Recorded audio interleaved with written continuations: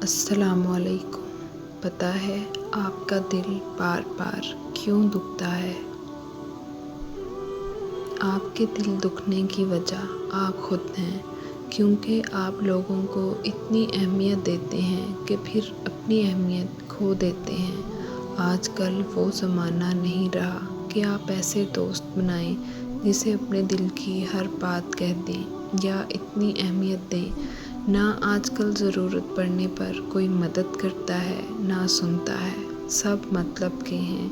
یہ نہیں کہ دوست نہیں بنائیں دوست، لیکن اہمیت بھی اتنی ہی دیں کہ پھر آپ کا دل نہ دکھے، کہ آپ اس سے ہرٹ نہ ہوں۔